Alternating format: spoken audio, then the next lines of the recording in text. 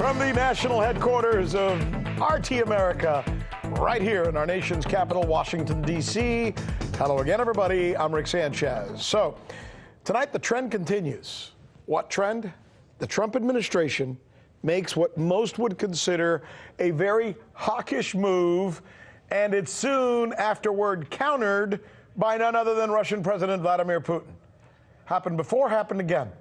So much for the Russian puppet narrative, right?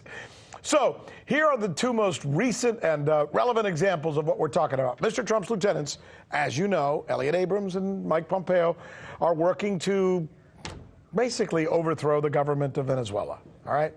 It's no secret. So just this week, what happens? Well, the Russians send two planes. They land in Venezuela, where the Putin government has a long-standing relationship.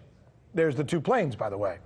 Asked about the Russian presence in Venezuela, here's what's really fascinating. Listen to what President Trump said today in the White House when asked about Venezuela.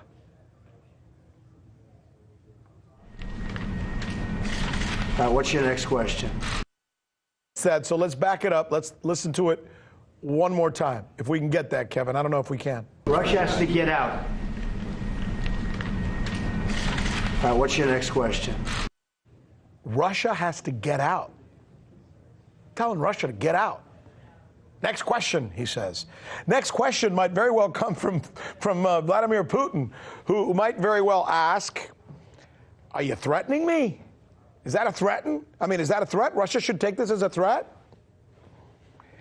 These are interesting times we're living in. Meanwhile, not to be outdone, Mr. Putin may also be blocking Mr. Trump's big announcement this week about the Golan Heights, what some call a political gift to Israeli Prime Minister Bibi Netanyahu on the part of the Trump administration. It's not going over so well among Arab leaders. In fact, here's the president of Lebanon, and guess who he's meeting with?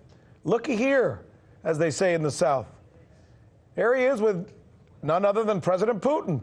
So a country the U.S. has been trying to get on its side meets with Mr. Putin in Moscow.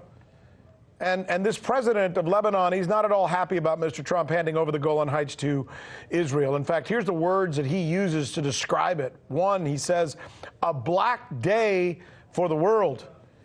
And in the other one, he says, as you can see here, an arbitrary action.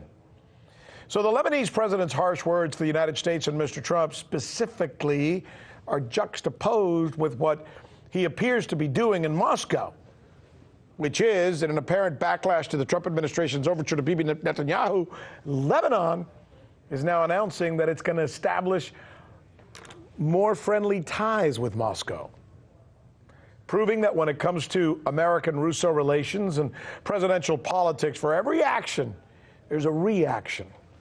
Venezuela and Lebanon, two new potential flashpoints between the world's two nuclear superpowers. We have both stories covered for you because we do believe it's time to do news again. I'm Rick Sanchez. You found us on YouTube, and that's awesome. But you know what? I'm also live every night at 7 and 8 p.m. Eastern on DirecTV and Dish and cable and satellite, the RT app, and Pluto TV. I'll see you there.